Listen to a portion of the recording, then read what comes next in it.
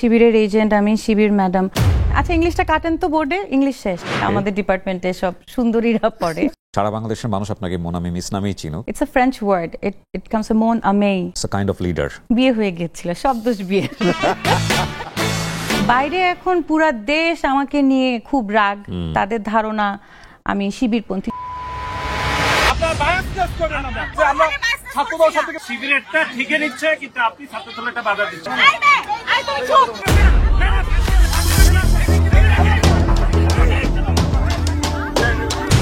শিবির নিয়ে ভালো বললে তাকে অবশ্যই হিজাব পরে, নিকাব পরে, তাহলে আমি হিজাব করি না বলে আমি একটা হিজাবি মেয়ের পাশে দাঁড়াতে পারবো না? আমি হয়তো হিজাব পড়ি না বলে কি আমি নামাজ পড়ি না? পড়ি তো। আপনার স্টুডেন্ট যেহেতু শিবির করে, তার মানে শিবির ভালো। শিবির মানে সাম টেরর। ছাত্রদলের যে ছাত্র আসলো, ওকে আমি বলেছি তোমার সাথে আমার কোনো ইয়া নেই, কনফ্রন্টেশনে যাওয়ার কোনো কারণই নাই। He is a very good one, খুবই ভালো ছেলে। আমার কাছে মনে হচ্ছে ছাত্রদলের ভেরি পোলাইট একজন ছেলে। আজকে যাকে নিয়ে আমার সময় কাটবে তাকে সামাজিক যোগাযোগ মাধ্যম সহ অন্যান্য মাধ্যমেও তাকে অনেকেই চিনে থাকবেন। খুব সাম্প্রতিক সময়ে যার কাজ শুধুমাত্র বিশ্ববিদ্যালয়ের বাইরেও আমি বলবো যে প্রভাব ফেলেছে। স্বাগত জানাচ্ছি আমার অনুষ্ঠানে। থ্যাংক ইউ ভাইয়া। কেমন আছেন? ভালো আছি। আপনার নিকনেমে বোধহয় আপনি বেশি পপুলার, মানে মোনামি মিস। মোনামি মিস নামে বেশি পপুলার। সো মোনামি, আমি খুবই চাচ্ছিলাম আপনার সঙ্গে বসে একটা আড্ডা হোক আমার দর্শকদের জন্য, তো সেটা ফাইনালি আজকে পূরণ হতে যাচ্ছে। ব্রেকফাস্ট, টিফিন কিংবা স্ন্যাক টাইমে মজাদার আয়োজন মানে অল টাইম ব্রেড। আপনার স্টুডেন্ট যেহেতু শিবির করে, তার মানে শিবির ভালো।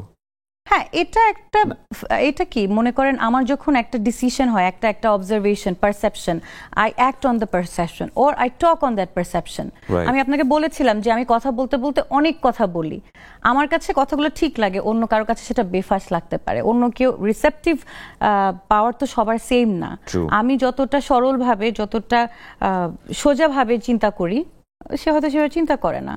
সো আমি যখন মহিউদ্দিনের কথা যে কোশ্চেন করলেন, এটা কিন্তু খুবই বোল্ড একটা কথা। মানে বোল্ড কেন বলছি, শিবিরকে যেভাবে মানুষের কাছে ব্র্যান্ড করা হয়েছে, আম জনতার কাছে বছরের পর বছর, সেখানে পুরো একটা প্রতিষ্ঠানকে নিয়ে এই ধরনের একটা কথা বলা ঢাকা ইউনিভার্সিটির টিচার পজিশনে থেকে, জি দ্যাটস বিগ থিং অ্যাকচুয়ালি।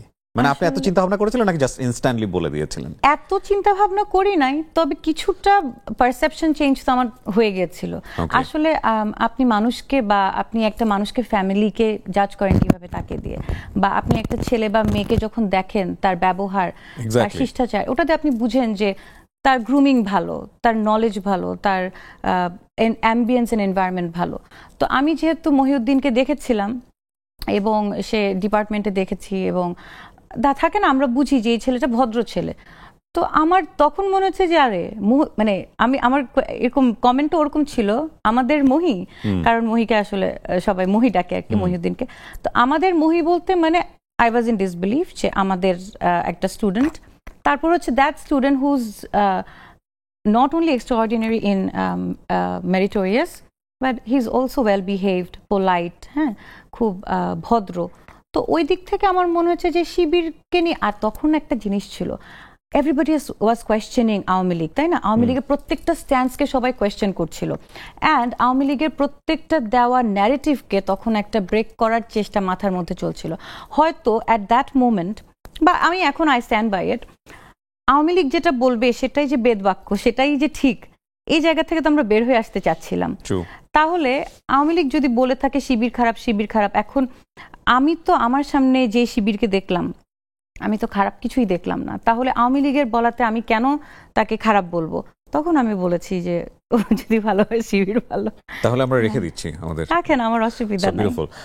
মানে since I stand by it and I have my truth with me, আমি এখনো বিশ্বাস করি, আরো 10 দিন পরে জিজ্ঞেস করলেও করবো, 10 বছর পর, তো আমি আসলে ফেলার কোনো কারণ দেখি না। আমাকে যেখানে যেখানে জিজ্ঞেস করবো আমি সেম কথাই বলবো ভাইয়া। কাউকে যেভাবে ব্র্যান্ড করা হয়েছে ওভাবে তো পাইনি, সো শিবির বলতে একটা আতঙ্ক ছিল, তাই না? আপনার শিবির বলতে হচ্ছে যে ভয়ানক কট্টরপন্থী, খুব কেউ একজন যে হচ্ছে ধরলে আপনার সাথে দেখা হইলেই রক কেটে দেওয়ার মতন, এই জিনিসটাই না ভয় ছিল। আওয়ামী লীগ তো এটাই বলতো যে শিবির মানে সাম টেরর শুধু আওয়ামী লীগ না, মানে ওই ঘরানার যারা আছেন তারা সবাইভাবে ব্র্যান্ড করেছে ওদেরকে। জি, ওইটাই তো। তখন আসলে আমি তো যে শিবিরকে দেখলাম সেই শিবির তো পুরো ডিফারেন্ট। তাহলে আমি কেন আরেকটা গ্রুপের কথা শুনে আরেকজনের সাথে ডিসক্রিমিনেট করব? ডেফিনেটলি। এবং আমার মনে হয় শিবিরের প্রমাণ করার সুযোগ এসছে, তারা বিশ্ববিদ্যালয়ের দায়িত্বে আরো বেশি একটা চান্স আছে। হ্যাঁ, এবং সেটা তারা প্রুফ করুক, পুরো মানুষ, পুরো দেশের মানুষের, যে তারা সেটা প্রুফ করবে সামনে দিন। আমি যদি একটু পিছনে চলে যাই আবারও, আপনি কমনওয়েলথ স্কলারশিপ থেকে এসে দেশে এসে জয়েন করলেন ঢাকা ইউনিভার্সিটিতে, এবং আপনি 2022-এ জয়েন করেছেন, রাইট? ওকে। এটা তো নিঃসন্দেহে আপনার জন্য অনেক বড় একটা পাওয়া, যে বিশ্ববিদ্যালয়ে আপনি পড়েছেন, যে টিচারদের কাছ থেকে আপনি শিখেছেন, তারা আপনার কলিগ হয়ে গেল। আমি একটা টাইমে আশা ছেড়ে দিয়েছিলাম যে আমি আদৌ কখনো ঢাকা ইউনিভার্সিটির ফ্যাকাল্টি হতে পারবো। আমি ধরে নিয়েছিলাম অসুবিধা নাই, জগন্নাথে এটাও পাবলিক ইউনিভার্সিটি, এবং যেহেতু 5 বছর চাকরি করছি, ভালো একটা এনভায়রনমেন্ট হয়ে গেছিল, আমি যেখানেই যাই আমার স্টুডেন্টদেরকে অনেক ওন করি। আরেকটা ইনসিডেন্ট একটু আসি আমি। জুলাইয়ের যখন আন্দোলন চলছিল তখন আপনার একটা ছোট্ট ভিডিও ক্লিপ ভাইরাল হয়ে যায়, আমরা যতদূর জানি। আপনার স্টুডেন্টকে নেওয়ার ট্রাই করছিল, আপনি বাধা দিচ্ছিলেন পুলিশকে। এটা কি মানে হিট অফ দ্য মোমেন্ট হয়ে গেছে, মানে খুব অল অফ এ সাডেন হয়ে গেল? না, এটা all of a sudden. Like আপনি মুভমেন্টের সঙ্গে জড়িত ছিলেন বা কোনোভাবে? আমি মুভমেন্টের সাথে হয়তো ফিল্ডে জড়িত ছিলাম না। আমার বাবা 10ই জুলাই অ্যাক্সিডেন্ট করেন, এবং আমি তখন পাগলের মতন আইসিইউ আর অপারেশন থিয়েটার আর আইসিইউ, হ্যাঁ, এবং আইসিইউর সামনে আমাকে আনোয়ার খান মডার্ন হসপিটালে এবং ইবনে সিনাতে সবাই চিনে গিয়েছিল, কারণ আমি রাতের পর রাত বসে থাকতাম। তো এসবের মধ্যে 31 তারিখ আমার মনে আছে, আগের রাতে আমি সারা রাত ডিউটি দিয়েছি। ডিউটি দিয়ে সকালে এসে আমি ফেসবুকে দেখলাম মার্চ ফর জাস্টিস হবে। তো এতদিনে তো অস্থির, মানে আমি নামতে পারছি না, কোথায় যাব, যেখানে হোক নেমে যাব, নেমে যে কোনো স্টুডেন্টের পাশে দাঁড়াবো, এটা হচ্ছিল কথা। তখন আমি আমার আরেকজন কলিগকে, আমার সিনিয়র কলিগ ডক্টর নুসরাত, ওনাকে অ্যাপ্রোচ করি যে ম্যাডামও বলেন যে শেরিন যাবা তুমি? আমি বলছি জি ম্যাডাম, আমি যাবো, আপনি চলেন আমার সাথে। হ্যাঁ, আর কাউকে পাচ্ছি না, অনেকগুলো কল দিয়েছিলাম। তো উনি বলল যে হ্যাঁ চলো। তখন আমরা 2 জন গেলাম, এবং মার্চ ফর জাস্টিসটা আসলে হাইকোর্টের সামনে থেকে ঘোরার কথা ছিল। আমরা ওখানে 12টা বলেছে, একদম ক্লাসে যেরকম ঠিক টাইমে ঢুকার চেষ্টা করি, ওখানেও যে ঠিক টাইমে উপস্থিত ছিলাম।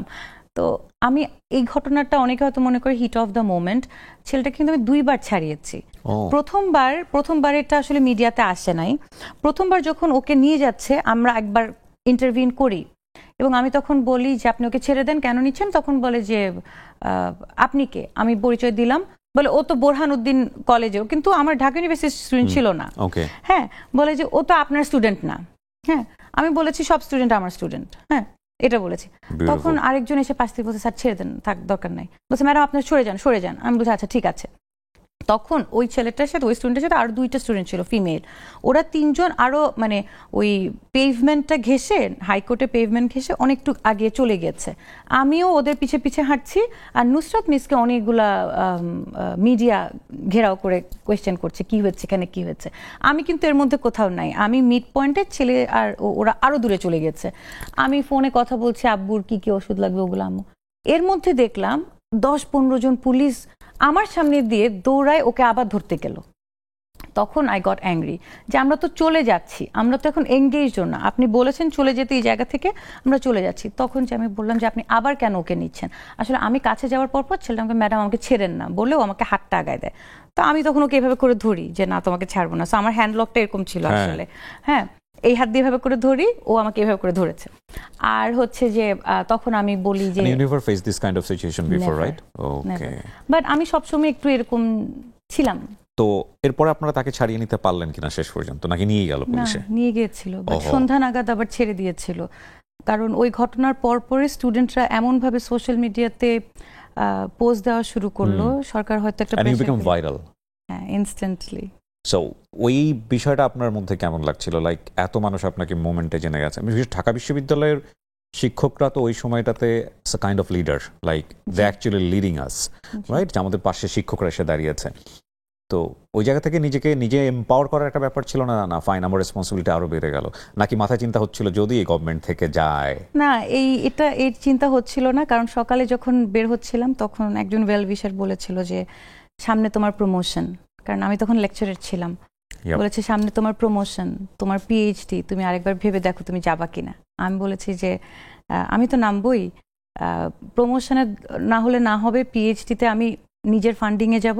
নিজের ফান্ডিং মানে ইউএসএ তে তো ইউনিভার্সিটি ফান্ডিং থাকে। তো আমি মাথার মধ্যে কিন্তু ক্যালকুলেট করে নেমেছি যে আমি হয়তো গেলে চাকরি থাকলেও না থাকলেও না থাকতে পারে, তাহলে কি হবে, তাহলে আমি নর্থ সাউথে আরেকবার ট্রাই করবো। মানে আমি আসলে মেন্টালি প্ল্যান করে নিয়েছিলাম যে আসলে হয়তো আমি তো বুঝতে পারছি the kind of stake I was getting into.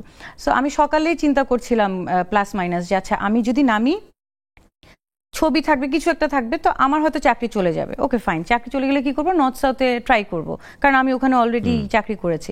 সেটাও যদি না হয়, কারণ ওনারা তো তখন দিবে না, কোথাওই তখন আমাকে থাকতে দিবে না, তাহলে আমি শাড়ির বিজনেস করব, ওইটাও চিন্তা করেছি। কারণ আমার শাড়ি পরতে খুব ভালো লাগে, আমার অনেক কালেকশন। আমি অনেক সময় এরকম মানে ঠাট্টা করে বলি যে আমি সারা জীবন তো পড়ালেখা করলাম, রিটায়ার করলাম, এটা বুটিক দিব, হ্যাঁ শাড়ির বুটিক। তো আমি চিন্তা করছি আর কি হবে, আমি আমার যেই ড্রিমটা, হ্যাঁ আমি ওইটা করব। আর যখন আমাকে ওয়েলউইশার বললেন যে তোমার কিন্তু সামনে প্রমোশন এবং তোমার পিএইচডির একটা ফান্ডিং এর বিষয় আছে, ছুটি ওয়েলউইশার মিন্স আপনার হাজবেন্ড? না, ওকে, সামহাউ আমার হাজবেন্ড আমাকে চিনে, সে জানতো যে সে বলে কোনো লাভ হবে না, আমি তো নামবই। আমি ওকে সকালে জানাইও নাই for that matter, because he was in his office and খুব কুইক আমি ডিসিশন নিয়েছি। হ্যাঁ, ওকে। তো আমার ওয়েলউইশার আমার একজন কলিগ ছিলেন, হ্যাঁ, তো উনি তখন যখন বললেন, আমি ওনাকে বললাম যে, আমি হাসতে হাসতে বললাম যে হ্যাঁ আমি বুঝতে পারছি চাকরি হয়তো থাকবে না, কি আর হবে, নর্থ সাউথ না হলে শাড়ির বিজনেস, আর এসবে আমি ভয় পাই না, আপনাদের জানেন। তো উনিও হাসছে, আমিও হাসছি, বলে আমি চলে গিয়েছিলাম। সো আমার জানা ছিল যে হয়তো this would be the end of Dhaka university chapter if nothing happens. এবং তখন যে সরকার পরিবর্তন হবে বা গভর্নমেন্ট ফল করবে, এটা তো আমরা কেউই জানতাম না। তো তখন নামলাম, এবং আমি তো আসলে অ্যান্টিসিপেটও করতে পারছিলাম না যে এমন ম্যাসিভ কিছু আমার সাথে হবে। আমি তো যাচ্ছিলাম মার্চ ফর জাস্টিসে, ওখানে আমার সাথে আমি ধারণা করেছিলাম বিভিন্ন প্রফেশনের আরো অনেক মানুষ থাকবে, অনেক স্টুডেন্ট থাকবে। তো গেলাম, তো আমি যেতেই পারি, এটা তো আমার নাগরিক অধিকার। সো এই ইনসিডেন্টের কারণে কি ইলেকশন কমিশন আপনাকে চাইলো, মানে ঢাকা ইউনিভার্সিটি ইলেকশন কমিশন চাইলো যে আপনি এখানে একটা রেসপন্সিবিলিটি? না, এটা অনেক ভুল একটা কথা। আমাদের পারসেপশন, লাইক আমরা তো স্টুডেন্ট নাই, সো আমরা জানি না, লাইক ওই ঘটনা আপনাকে অনেক বেশি হাইলাইটেড করলো সামহাউ, যে আপনি জুলাইয়ের পক্ষের শক্তি, এবং এটা প্রুভড। এবং সেই জায়গা থেকে এটা অস্বাভাবিক কোনো কিছু নাই, কারণ ইউনিভার্সিটি অথরিটি চাইতেই পারে যে আপনি ইলেকশন কমিশনের মতো জায়গাতে দায়িত্ব পালন করেন। ফ্যাক্ট আসলে কি? এটা না, আসলে আমি ইলেকশন কমিশনে কিন্তু কমিশনের কোনো পার্ট ছিলাম না। ওকে, সারপ্রাইজিংলি এটা অনেকেই মনে করে, কারণ ওভাবে মিডিয়া ইউজ করছে যে আমি মনে হয় পোলিং অফিসার ছিলাম। আপনাকে তো কমিশনার বানিয়ে দিয়েছে আমরা যতদূর জানি। আমি কিচ্ছু ছিলাম না, আমি আসলে সো আপনার হাতে walkie talkie? Oh that's because আমি বলি আমি আসলে অ্যাসিস্ট্যান্ট প্রক্টর হিসেবে আছি ঢাকা ইউনিভার্সিটিতে। ওকে। ওই ঘটনার পরে আমি কখনো প্রক্টোরিয়াল অফিসে যাইও নাই, আমি কখনো জানিও না প্রক্টরের কি কাজ। আমাকে যখন প্রক্টর স্যার, উনি নিজে প্রক্টর হলেন, উনি 5 জনকে অ্যাপ্রোচ করলেন অ্যাসিস্ট্যান্ট প্রক্টর হিসেবে। হ্যাঁ, 5 জনকে। ওই 5 জনের মধ্যে একজন ফিমেল ছিল, সেটা আমি। উনিও আমাদের ঢাকা ইউনিভার্সিটি পাবলিক অ্যাডমিনিস্ট্রেশনেরই অ্যালামনাই, উনি পিস অ্যান্ড কনফ্লিক্ট স্টাডিজে আছেন প্রফেসর। তো উনি জাস্ট বললেন যে শেরিন, আমি সাইফুদ্দিন স্যার, তোমাকে আমরা চাচ্ছি অ্যাসিস্ট্যান্ট প্রক্টর হিসেবে, তুমি কি হবে, উইল ইউ জয়েন? তো আমাদের তখন সবার কিন্তু দেশ গঠন, রাষ্ট্র গঠন বা টু ডু সামথিং ডিফারেন্ট, হ্যাঁ, to change Bangladesh for the better, এরকম একটা রোল প্লে করার ইচ্ছা ছিল আমার। হচ্ছে যে আমি তো অত বড় কোনো কিছু চিন্তা করতে পারি না, হয়তো আমার ইচ্ছাও নাই। আমি মনে করলাম ঢাকা ইউনিভার্সিটিতে একটা চেঞ্জ আনার দরকার, সেখানে যদি আমাকে ছোট একটা রোলের জন্য ডাকে, আমি খুশি খুশি হ্যাঁ বলে দিব। তো আমি বললাম জি sir, I had no idea যে প্রক্টরের কাজ কি। ইনফ্যাক্ট আমি জয়েন করে 29 অগস্ট 2024 আমি জয়েন করলাম। The first thing I asked, sir আমাদের জব ডেসক্রিপশন কি, কোনো পলিসি নেই? আমি একে জিজ্ঞেস করি, ওকে জিজ্ঞেস করি, স্টাফকে জিজ্ঞেস করি যে আপনাদের পলিসিটা দেন না, আমার কি কাজ? তো স্যার হাসে, বলে যে কাজ নিজে নিজে আসবে, তুমি দেখবা।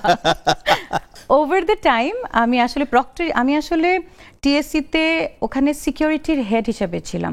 আমি কিন্তু সেন্টারের ভিতরে ঢুকার আমার এখতিয়ার, মানে কোনো ডিসিশনের এখতিয়ার আমার ছিল না। আমি খুব একটা ঢুকিও নি, ওখানে অনেক মিডিয়া ছিল, ওনারা বলতে পারবেন। আমি বাইরেই ওই যে প্রক্টরিং করছিলাম আর কি, বাট আমি কিন্তু ভিতরে কোনো কাজে ছিলাম না। সো এই যে মিডিয়াতে ঘুরে বেড়াচ্ছে যে আমি ইলেকশন কমিশনার, আমি পোলিং অফিসার, আমি আসলে কিছুই না। কিছু বাকবেতনটাও এসছে ছাত্রদল প্যানেলে যারা ছিলেন, পরবর্তীতে আপনি তাকে নিয়ে বসে শো করেছেন, দেখলাম। He is a very good one, খুবই ভালো ছেলে আমার কাছে মনে হচ্ছে, ছাত্রদলের ভেরি পোলাইট একজন ছেলে। এবং ফ্যাক্ট হচ্ছে যে আলোচনায় আপনি থাকলেন এবং আপনাকে নিয়ে সাধারণ মানুষও কথা বলছে, বিভিন্ন রকমের কথা বলছে, যেটা বলার কথা না, যেটা বলার কথা না সেটাও বলছে। কেমন লাগে? মানে আমরা তো অভ্যস্ত, আপনার কেমন লাগছে যে টিচারশিপ থেকে এই রকমের কাইন্ড অফ স্টারডম, পাশাপাশি ডিসকাশন, সমালোচনা? স্টারডমটা আমি আসলে কখনো চাইনি ভাইয়া। আমি যখন জুলাইয়ে আমার সাথে ঘটনা ঘটে, এর পরবর্তীতে আমাকে অনেক টিভি জুলাই নিয়ে কথা বলার জন্য ডেকেছে। আমি বলছি আমি কি বলবো, আপনার অনুভূতি বলেন। আমি আমার যখন আমার স্টুডেন্ট দরকার ছিল নেমেছি, আমি আবার ফিরে গেছি কাজে। আবার দরকার হলে আবার নামবো না, হ্যাঁ আবার দরকার হলে আবার নামবো, কিন্তু এটাকে আমি কখনোই। আর আরেকটা বিষয় কি, হয়তো আমার কাছে মনে হচ্ছিল যে আসলে জুলাইয়ে তো অনেক টিচাররাই নেমেছে, শুধু তো আমি একলা না। এখন আমার ওই ঘটনাটা হয়তো মিডিয়া অ্যাটেনশন পেয়েছিল বলে আই গট ফেমাস, বাট আমার কাছে মনে হচ্ছিল যে আমি এটাকে কেন ইউজ করবো, অন্য স্যার ম্যাডামরাও তো নেমেছে, তাহলে ওনাদেরও ইকুয়াল অ্যাটেনশন পাওয়া উচিত। আমার তো একলা এই রোল না, যদি টিচারদের রোল মনে করেন জুলাইয়ে, তাহলে সেখানে আরো আমার সাথে আরো অনেক নাম আছে, তো ওনারা কোথাও নাই, আমি একলা একলা বাংলা যেটা বলি ফুটেজ খাবো, আমি এটা করতে চাই নাই। তো আমাকে অনেকে ডাকতো, আমি যেতাম না। আপনারা কিন্তু 1 বছর আমাকে কোনো মিডিয়াতে দেখেননি, কারণ I intentionally turned down a lot of TVs, হ্যাঁ, অনেক টক শো, আমাকে অনেক টক শোতে অনেক কিছু, অনেক টপিক নিয়ে কথা, আমি যেগুলোর এক্সপার্টিজ নাই আমি এটা মানে মেনটেন করি। আমার যে বিষয়ে জ্ঞান নেই, আমি যে বিষয়ে এক্সপার্টিজ ডেভেলপ করছি না, সেখানে আমি কেন শুধু শুধু কথা বলতে যাব? আমি বেসিক্যালি আমার রিসার্চ অ্যান্ড আমার একাডেমিক রিসার্চ ইন্টারেস্ট হচ্ছে public services and more so digitalization and public services, মানে পাবলিক সার্ভিস ডেলিভারিতে আসলে কি ধরনের প্রবলেমস আছে, কিভাবে সেটা। তো আমাকে সেটা নিয়ে কথা বলতে ডাকলে আমি তাও যেতে পারতাম, কারণ ওখানে আমি ওই লাইনে পড়ালেখা করছি, ওই লাইনে রিসার্চ করছি, 2 কথা বলারও আছে। কিন্তু আমাকে এখন পলিটিক্যাল অ্যানালিস্ট তো আমি না, তাহলে আমি পলিটিক্স নিয়ে কেন কথা বলবো? আমি তো কনস্টিটিউশন এক্সপার্ট না, তাহলে কনস্টিটিউশন নিয়ে কেন কথা বলবো? আমাকে অনেক ডাকা হয়েছে, আমি যাইনি। তারপর আমার অনুভূতি বা সেদিন কি ঘটেছিল সেটাকেও ফলো করে বলার মতন আমি কিছু মনে করিনি। আমার দরকার ছিল, যা করার ছিল আমি করেছি। কাকতালীয়ভাবে ওখানে মিডিয়া ছিল, মিডিয়া সেটা যখন সবার সামনে, তখন আসলে it was very important. I think there is a strong role of the media as well, because it was very important to make it visible that the teachers are also with the students. So তখন একটা relevance ছিল আমার। এর পরবর্তীতে তো আমার relevance নাই, আমি কেন জায়গায় জায়গায় যাব? এত পপুলার, এত আলোচনা হচ্ছে, সমালোচনা হচ্ছে, সো এটাকে আপনি কিভাবে দেখছেন? মানে এটা ভালো লাগে সব সময়? যখন দেখি যে আমি তো অনেক বকাও খাচ্ছি, সমালোচনা হচ্ছে এবং সব ভুল কথা, ভুল অ্যাকিউজেশন। ইনফ্যাক্ট আপনাকে শিবিরের এজেন্টই বানিয়ে দেওয়া হয়েছে। হ্যাঁ, আমাকে শিবিরের এজেন্ট, আমি শিবির ম্যাডাম। কিন্তু আমার আসলে কোনো কিছুই গায়ে লাগে না। গায়ে লাগতো যদি আমি আসলেই এক দলের প্রতি পক্ষপাতিত্বপূর্ণ হতাম আরেক দলকে। আমি আসলে শুধু একটা টিচার, সেটা আমি এস্টাবলিশ করতে চাই। So I always try to be. এটা কি শুধু আপনি, ঢাকা বিশ্ববিদ্যালয়ের ভাইস চ্যান্সেলর, যে তাকেও তো এই প্রশ্ন বহুবার ফেস করতে হয়, বহুবার বলেছেন যে আমি একদম সজ্ঞানে, মানে উপরওয়ালা নামে কসম করেছে কিনা আমি ঠিক জানি না, মানে উনি ভাবেই বলছেন বোল্ডলি যে আমি কোনো দল করিনি, কোনো কিছু করিনি। এটা বোধহয় বাংলাদেশের একটা মানে খুব কমন পারসেপশন। আপনি দুটো কথা যদি একটু বাম লাইনে বলেন, আপনি হয়ে যাবেন হয় আওয়ামী লীগ অথবা বামপন্থী, আর যদি আল্লাহ খোদার নাম একটু নিয়ে নেন হয়ে যাবেন জামাত ইসলাম অথবা শিবিরপন্থী। এটা একটা বড় সমস্যা আমাদের। মানে এর বাইরেও যে জগৎটা অনেক বড়, এর বাইরেও যে নিরপেক্ষ থাকা যায়, আমাদের দেশে জনগণ সেটা মানতে চায় না। এবং আমি তো একটা অ্যানোমালি, কারণ শিবির নিয়ে ভালো বললে তাকে অবশ্যই হিজাব পরে, নিকাব পরে, তাহলে শিবির নিয়ে ভালো বলা যায়। এখন অনেকের আমি দেখি যে অবজেকশন এখানে, যে আমি হয়ে কেন শিবির নিয়ে ভালো বলছি। আমি ভালো, আমার কাছে ভালো মনে হয়েছে, আমি ভালো বলেছি। যেদিন খারাপ কিছু করবে সেদিন আমি খারাপ বলারও সাহস রাখি। হ্যাঁ, আমি তো আপনাকে একটু আগে বললাম যে আমি চাই যে শিবির মানুষকে ডিসপ্রুভ করুক, তাদের নিয়ে যে অ্যাকিউজেশন ডিসপ্রুভ করুক। কারণ যে ভালোটা আমরা, যে তাদেরকে বেনিফিট অফ ডাউট আমরা এখন দিচ্ছি যে না, শিবির হয়তো এত খারাপ না যতটা আসলে আওয়ামী লীগ স্ট্যাবলিশ করার চেষ্টা করেছে, তাহলে শিবির তার সামনের দিনে একটা বিশাল তার জায়গা তৈরি হয়েছে সেটাকে প্রুভ করার, যে না আসলে দে আর নট হোয়াট আওয়ামী বা আগের রেজাইম যেটা বলেছে। তো আমাকে অ্যাটাকই করা হচ্ছে যে আমি মানে me being me not wearing a hijab or not covering up in the religious sense, আমি কেন তাহলে শিবিরকে ভালো বলবো? আমি তো মানুষ দেখে ভালো বলেছি, হ্যাঁ, আমি তো কাজ দেখে ভালো বলেছি। আমি তো শুধু শিবির কেন, আমি তো অনেক বামপন্থী অনেক স্টুডেন্ট আমার সাথে অনেক ভালো রিলেশন, তাদেরকেও ভালো করি। আমি তো যে আমার ছাত্র দলের যেই ছাত্র আসলো, ওকে আমি বলেছি তোমার সাথে আমার কোনো নেই, কনফ্রন্টেশনে যাওয়ার কোনো কারণই নাই, কারণ ওকে আমি চিনি। ইনফ্যাক্ট আপনারা তো ভিডিওতে দেখেছেন যে ও যখন আমার সাথে রাগ করছিল আমিও ওর সাথে রাগ করছিলাম, যে তুমি আমাকে বায়াস বলছো, তার মানে আমি জানি যে ও আমাকে চিনে, আমি যে বায়াস না। আর আমি আরেকটা জায়গাও বলেছি যে আমার ছাত্র দলের, ঢাকা ইউনিভার্সিটি ছাত্র দলের স্টুডেন্টরা আমাকে নক দিয়ে দিয়ে সরি বলেছে যে madam this is a very unfortunate thing, আমরা সরি। তো আমি তো নিরপেক্ষ, আমার স্টুডেন্টরাও জানে আমি নিরপেক্ষ, তো আমরা কিন্তু ঠিক আছি। বাইরে এখন পুরা দেশ আমাকে নিয়ে খুব রাগ, তাদের ধারণা আমি শিবিরপন্থী, যদি শিবিরপন্থী হয়েও থাকি ধরেন, হ্যাঁ কথার কথা, তো আপনি দেখেন শিবির খারাপ করে কিনা, তারপর আমাদেরকে এসে গালি দেন, সেটা তো হচ্ছে না। এখন এটা বললেন বলবে তার মানে উনি শিবিরপন্থী। হ্যাঁ, আমি সেদিন একজনকে হাসি হাসি করে বলছি যে দেখেন এখন যদি আল্লাহ আমাকে হেদায়েতও করে, তাইলেও হেদায়েত এখন আপাতত পোস্টপোন করে রাখতে হবে। আমি মাথায় কাপড় দিলেও আমি এখন শিবির হয়ে যাব। এটা কিন্তু একটা দুর্দান্ত কথা বলছেন, তাই না?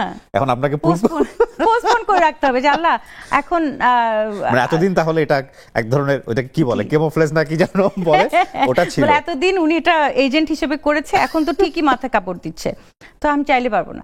এখন যদি আমি আলহামদুলিল্লাহ মাশাআল্লাহ বলেছি, এটা নিয়ে অনেকে বলেছে যে ও তুমি তো আলহামদুলিল্লাহ মাশাআল্লাহ বলেছো, আরে আমি তো আগেও বলতাম। এগুলো নিয়ে আমাদের কথা বলা উচিত যে আলহামদুলিল্লাহ মাশাআল্লাহ সালাম দিলেও শিবির হয়ে যাচ্ছে, এক্স্যাক্টলি, এগুলো খুবই দুঃখজনক না। আর যারা এটা করছে তারা নিজেদেরকে আসলে কোয়েশ্চেন করা উচিত।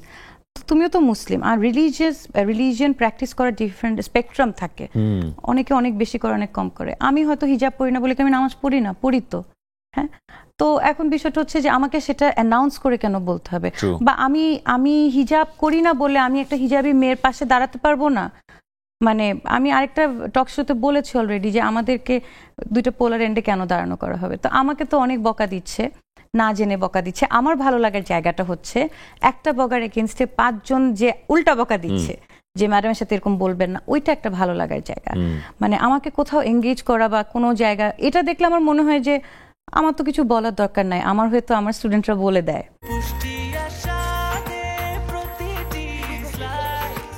ব্রেকফাস্ট, টিফিন কিংবা স্ন্যাক টাইমে মজাদার আয়োজন মানে অল টাইম ব্রেড। শৈশবটা নিয়ে কথা বলতে চাই, ছোটবেলাটা কেমন ছিল, পরিবার সবকিছু মিলিয়ে? আমার শৈশবটা খুবই সিম্পল। আমার বাবা সরকারি চাকরিজীবী ছিলেন, he served at the ministry of information. তো আমার বেড়ে ওঠা হচ্ছে সুহানবাগ কলোনিতে, ঢাকাতেই। জি, ঢাকা। কয় ভাই বোন আপনারা? এক ভাই এক বোন। আপনার নিশ্চয়ই কোনো ড্রিম ছিল না যে আপনি ঢাকা বিশ্ববিদ্যালয়ের শিক্ষক হবেন ছোটবেলা থেকে? আমার মার খুব ইচ্ছা ছিল আমি ডক্টর হব।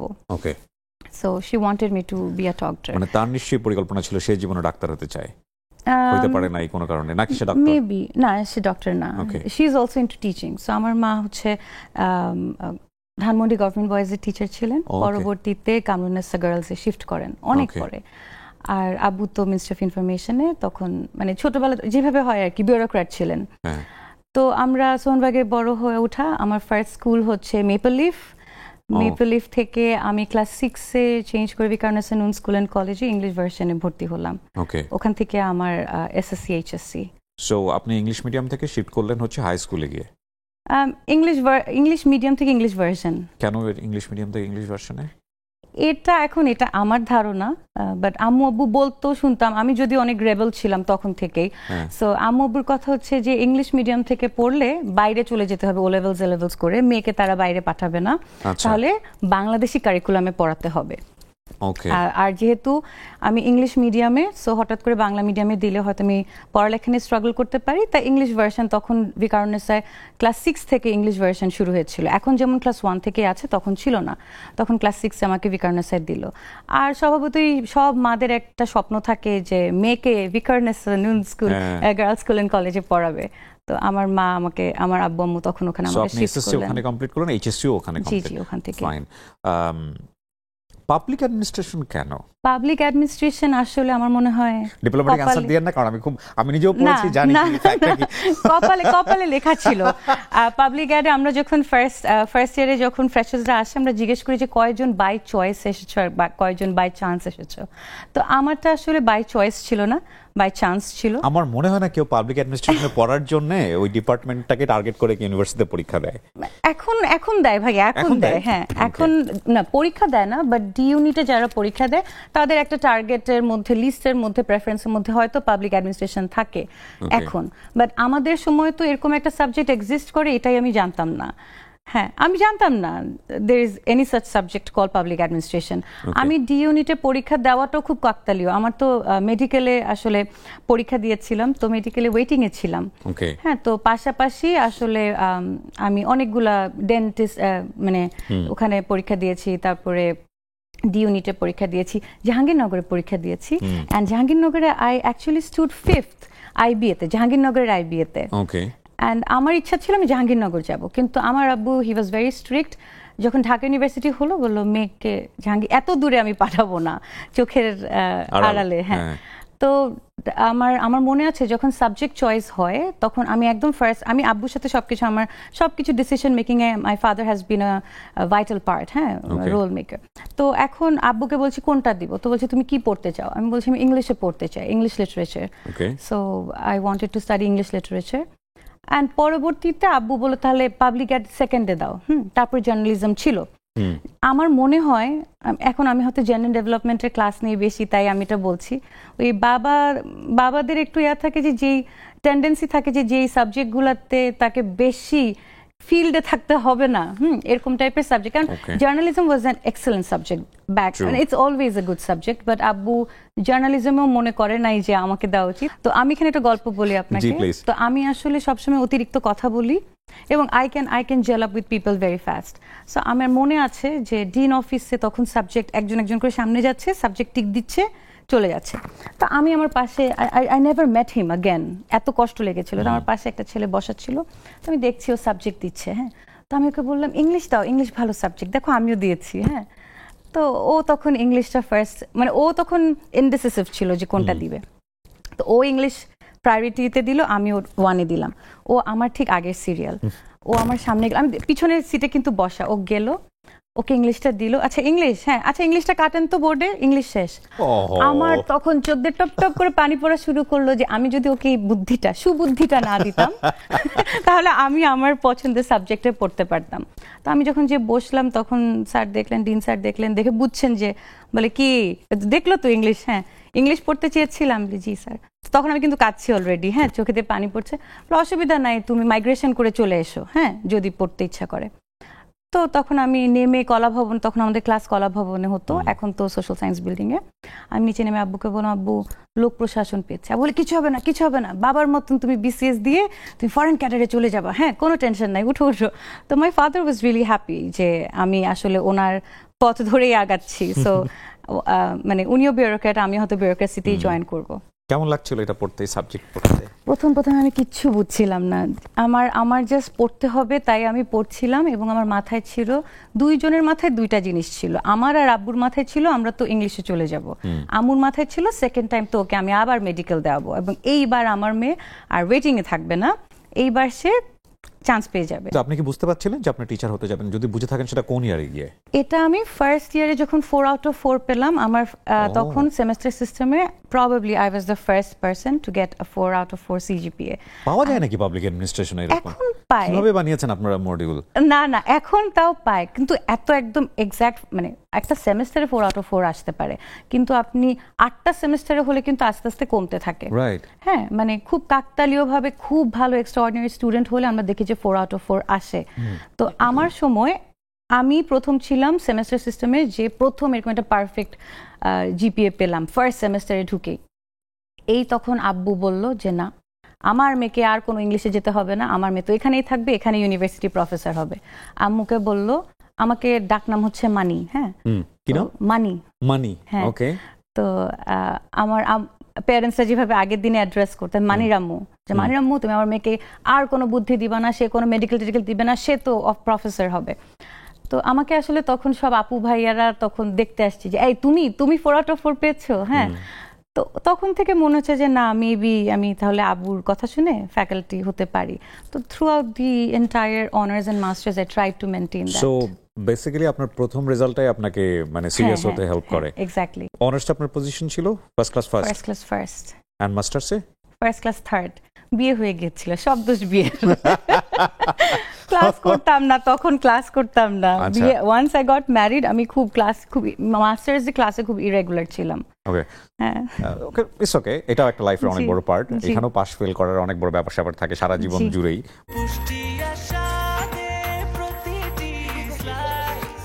ব্রেকফাস্ট, টিফিন কিংবা স্ন্যাক টাইমে মজাদার আয়োজন মানে অল টাইম ব্রেড। সো আমরা যে গল্প ছিলাম যে আপনার ক্যারিয়ার ইনিশিয়াল নর্থ সাউথে হলো, নর্থ সাউথের গ্যাপ, তারপরে আপনি কোথায় জয়েন করলেন? তারপরে 2018-এ আমি ফার্স্টে আমি একসাথে দুইটা সিভি ড্রপ করি, একটা হচ্ছে জগন্নাথ বিশ্ববিদ্যালয়, একটা হচ্ছে বিইউপি। অ্যান্ড দুইটাতে আমি বোর্ড ফেস করার পরে বিইউপি ওরা খুব ফাস্ট রিক্রুট করে ফেললো। জগন্নাথের সিন্ডিকেট, হ্যাঁ, জগন্নাথের সিন্ডিকেট হতে একটু টাইম লাগলো। তো আমি বিইউপিতে জয়েন করি অ্যান্ড আমি ওখানে কিছু মাস পড়াই। And in the meantime আমার জগন্নাথও হয়ে যায়। বিইউতে পাবলিক অ্যাডমিনিস্ট্রেশন আছে? জি, জি আছে। তো বিইউপিতে আমি ফার্স্ট আমার শিক্ষকতা জীবন শুরু হয় বিইউপি দিয়ে। পরবর্তীতে যখন আমার জগন্নাথ হয়ে যায়, আই মুভ টু জগন্নাথ। ওকে, ওখানে আমি একটা লম্বা সময় জগন্নাথ পাবলিক ইউনিভার্সিটি। জি, এইটা আপনাকে একটা বুস্ট আপ করলো ঢাকা ইউনিভার্সিটিতে জয়েন করার ক্ষেত্রে, রাইট?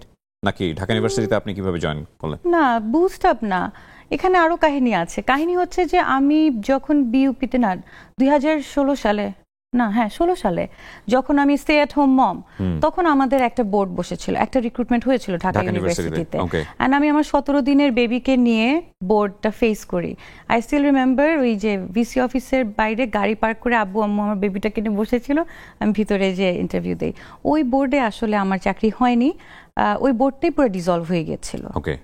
একটা ডিসিশনে ওনারা আসতে পারছিলেন না, তখন ওটা ডিসলভ হয়ে যায়। সো আপনি জগন্নাথ থেকে ঢাকাতে আসেন, ঢাকা ইউনিভার্সিটিতে আসেন? হ্যাঁ, অনেক পরে। আমি কিন্তু ঢাকা ইউনিভার্সিটিতে আসি হচ্ছে 2022-তে। ওকে, এন্ড আমি জগন্নাথে 2018-এ জয়েন করি এবং 2022 অবধি। So I joined as a lecturer and then I got promoted to assistant professor. 5 বছর 4 মাসের আমার জগন্নাথে টেনিওর। সো সেম পজিশন এসে আপনি ঢাকা ইউনিভার্সিটিতে? ঢাকা ইউনিভার্সিটিতে আমি আবার লেকচারার হয়ে আসি। ওকে, ওকে, জি, ওকে, ফাইন। সো এই এক্সপেরিয়েন্স গুলো সামহাউ আপনাকে, plus research paper, all those things, আমার তো রিসার্চ ছিলই। পাশাপাশি আমি 2019-এ I got the Commonwealth Shared Scholarship. ওটা নিয়ে আমি ইউনাইটেড কিংডমে ইউনিভার্সিটি অফ লন্ডনের আন্ডারে SOAS, School of Oriental and African Studies, ওখানে আমি একটা মাস্টার্স করতে যাই, মাস্টার্স ডেভেলপমেন্ট স্টাডিজের উপরে। ওটা আমি করে আসি। ওইটা 2019-20, সো পিক কোভিড টাইম। তো ওটারও একটা ছোট গল্প আছে। আমি ওখানে গিয়েছি, সারা দুনিয়া মনে করে কোভিডটা তাদের জন্য বিপদ এনেছিল। আমার কাছে মনে হয় কোভিডটা আমার জন্য ভালো হয়েছিল। অনেকের জন্য না, আমার জন্য ভালো হয়েছিল। না, আমার জন্য ভালো হয়েছে। হ্যাঁ, অনেকের জন্য। আমার আছে, আমার নতুন স্টার্টআপ শুরু করি, আমার একটা প্রতিষ্ঠান হয়, চাকরি ছেড়ে দেই, চাকরি ছেড়ে উদ্যোক্তা জীবন, এটা তো অনেক চ্যালেঞ্জিং। তো ওই সময়টা না আসলে জীবনে হয়তো কোনোদিন করতামও না। কারণ আমাদের মতো মিডল ক্লাস ফ্যামিলির ছেলেমেয়েরা এক ধরনের মনোজাগতিক দাসত্বের মধ্যে থাকে, কিন্তু ওই পড়াশোনার আগে থেকেই চিন্তা থাকে যে না, পড়াশোনা করছি, একটা চাকরি পাবো, চাকরির মধ্যে ঢুকে গিয়ে আবার চাকরি থেকে বের হওয়াটা খুব টেনশনের বিষয়, বের হয়ে কি করে খাবো। সো ওই ধাক্কাতে পুরো পৃথিবী চেঞ্জ হয়ে গেছে, আমার অনেকের জীবনই চেঞ্জ হয়েছে ইনফ্যাক্ট। জি, আপনার গল্পই থাকি। কোভিড যখন হলো তখন আমার একটা সেমেস্টার ইউকেতে হলো। তারপরে I remember March 2020 SOAS went online. যেদিন অনলাইনে আমাদেরকে জানালো যে অনলাইন চলে গেলাম, একদিনের মাথায় আমি খুব ফাস্ট ডিসিশন নিই। আই থিঙ্ক আমি খুব I act on the moment. তখন যেটা আমার কাছে ঠিক মনে হয় আমি করে ফেলি। আমি আগে পিছে খুব কম চিন্তা করি। হয়তো এটা খারাপ বিষয়টা ভালো বিষয় না, কিন্তু এটা আপনার জন্য অনেক ক্ষেত্রে ভালো হয়েছে। হ্যাঁ, বাট আল্লাহর রহমতে এখন পর্যন্ত দেখেন আমি যা ডিসিশন যখন আমার মনে হচ্ছে this is the right thing to do, I have done it. And আমার কাছে আমার রিগ্রেটসও হয় না, আমার কাছে মনে হয় it acted on my favour.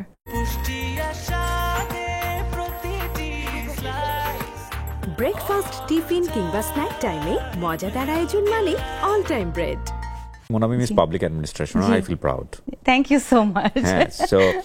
না, আমি দেখলাম যে পাবলিক অ্যাডমিনিস্ট্রেশনের তো অনেকেই অনেক বড় বড় জায়গাতে আছেন, কিন্তু পাবলিক ফিগারের জায়গাতে আমার আগে পরে কাউকে আমি যদি একটু হয়ে থাকি আর কি, অল্প একটু যদি হয়ে থাকি না, ফাইন। সো ওকে, ফাইন, আমি একজনকে পেলাম। আর যখন আমি শুনছি যে Monami miss public administration, public administration হওয়ার কথা। বাট ভাইয়া আমি কেন হওয়ার কথা? কারণ পাবলিক অ্যাডমিনিস্ট্রেশন আমরা যখন পড়ি তখন এই ডিপার্টমেন্টের নাম ছিল lipstick department. I am sorry to say, but আমরা ফ্রেন্ডরা বলতাম, এবং সব সুন্দর সুন্দর মেয়েরা আমাদের সাথে পড়তো, আমার মেয়ে বন্ধুরা। জি, সো যখন মোনামি মিসকে আমি জানলাম পাবলিক অ্যাডমিনিস্ট্রেশন, হ্যাঁ এটা তো হওয়ারই কথা। ও আচ্ছা আচ্ছা আচ্ছা, ঠিক আছে। এটাও কিভাবে আমিও শুনেছি যে Okay. আমাদের ডিপার্টমেন্টে সব সুন্দরীরা পড়ে, হ্যাঁ, এবং আমাদের ফ্যাকাল্টিরাও অনেক সুন্দরী, আপনি তো জানেন ডেফিনেটলি সব আমাদের অনেক ম্যাডামরা। অনেক অনেক ম্যাডামরা আছে যারা কিন্তু অত্যন্ত দিস সুন্দর। only speaks that beauty and brain can go together. Yup, হ্যাঁ, আদারওয়াইজ ওইটাই। এটা ভালো হাতের লেখার মতো, ভালো হাতের লেখা কিন্তু লেখার ভিতরে কিছু নাই। কন্টেন্ট নেই। হ্যাঁ, সো দেখা গেল যে 5 পাওয়ার কথা 10-এ টিচার পড়ে ফেলেছে এবং দেখা গেল রেগে মেগে সে 10-এ 3 দিয়ে দিয়েছে। সো এরকম হয়ে যায় আর কি। তাও ভালো মোহাম্মদ খান স্যারের মতন মাইনাসে মার্কিং করেননি যে পরবর্তীতে কাটা যাবে। Do you know the joke? হয়তো দর্শক জানেন না। আমাদের হয়েছে। হ্যাঁ, আমাদের ডিপার্টমেন্টে দর্শক তো রিলেট করতে পারবেন না। সো আমাদের অনেক পছন্দের একজন না, উনি- স্যার খারাপ লিখলে বলতো মাইনাস মার্কিং করব, পরবর্তীতে মার্ক পেলে ওখান থেকে কাটা। বেঁচে আছে? আই এম নট শিওর, যদি বেঁচে থাকে আল্লাহ তাকে দীর্ঘজীবী করুক। অনেক অসুস্থ লাস্ট শুনেছিলাম। হ্যাঁ, আমার সময় তো অনেক বেশি বয়স্ক ছিল। হ্যাঁ, বেঁচে আছে। মোহাম্মদ খান স্যারের সাথে আমার আর্টিকেল আছে, ইন্টারন্যাশনাল আর্টিকেল। ও নাইস। আরো আপনি তো একজনের সঙ্গে academic। আছে। হ্যাঁ, আমার হওয়ার কথা ছিল বাট হয়নি আর কি, somehow। এখনো সময় আছে। না, আর ইচ্ছা করে না। আর আরেকটা জিনিস সেটা হচ্ছে মোহাম্মদ খান স্যার কেনটা বলতো সেটা বলি আমি আপনাকে। সেটা হচ্ছে যে আমি মাইনাস মার্কিং কেন করি, আমাদের ক্লাসে বলেছিল যে এই যে তুমি তোমার লেখাটা পড়তে গিয়ে আমার প্রেশার হাই হলো এবং আমার রাতের ঘুম নষ্ট হলো, এটার তো খেসারত আছে। সেই খেসারত হিসেবে তোমাকে মাইনাস মার্কিং, এটা কিন্তু ট্রু। এখন তো আপনি টিচার। হ্যাঁ, So, আপনাদের হয় খাতা এরকম? পড়ে তো কষ্ট লাগে, আচ্ছা। মাথা গরম হয়ে যায়। আমি এক বসায় 10টার বেশি খাতা দেখতে পারি, আমি ঘুরে আসি না, আবার। কিন্তু আপনার প্রতি আমার একটা রিকোয়েস্ট আছে জি। স্টুডেন্টদের পক্ষ জি, থেকে। জি। সেটা হচ্ছে আমাদের তো মুড ফ্ল্যাকচুয়েট করে, দেখা গেল হাজবেন্ডের সাথে কোনো কারণে ঝগড়া হয়েছে বা ওয়াইফের সাথে ঝগড়া হয়েছে, অথবা বাচ্চাকে একটা বকা দিয়েছে, খাতা দেখতে বসেছি, জি, জি। বাচ্চা এসে খুব পোক করছে, ওটার ইফেক্ট কিন্তু ওই খাতা দেখার উপরে পড়ে। আপনার ক্ষেত্রে এরকম হওয়ার কোনো সম্ভাবনা না, নাই তো? আমি আসলে খাতা দেখি অনেক রাতে, আমার বাচ্চা ঘুমিয়ে গেলে। এবং একটা ডিপ ভালো মেডিটেশন করে নেবেন সব টিচাররা প্লিজ। একটা ভালো কফি বানিয়ে বসে আমি খাতা দেখি। বিউটিফুল। এবং সো মোনামি মিসের স্টুডেন্ট যারা, তারা একদম টেন্স ফ্রি থাকেন। আর এই অনুষ্ঠানের না, মাধ্যমে আমি খারাপ মার্কিং করি না, ওরা জানে। আমরা সব টিচারকে বলতে চাই, প্লিজ খাতা দেখার আগে অন্তত আধা ঘন্টা মেডিটেশন করে নেবেন এবং ব্রেন ফ্রি করে নেবেন। জি। Thank you so much Monami, আমার খুব ভালো লেগেছে এবং আমরা Thank you. ভবিষ্যতে বসবো। আর আপনার শাড়ির বিজনেস করার জন্য আমার যত প্রমোশন করা লাগে আমি করবো ইনশাআল্লাহ। আচ্ছা, হ্যাঁ, তাহলে কি তাড়াতাড়ি খুলে ফেলবো? খুব শীঘ্র, খুব স্টারডম থাকতে থাকতে। এক্স্যাক্টলি। থ্যাংক ইউ ভাইয়া। ভালো থাকুন আপনি। জি, আপনিও ভালো থাকবেন। জি। দর্শক, এই ছিল আমাদের আজকের আয়োজন। যারা তখন আমাদের সঙ্গে ছিলেন তাদেরকে ধন্যবাদ জানিয়ে আমরা শেষ করছি। আসসালামু আলাইকুম।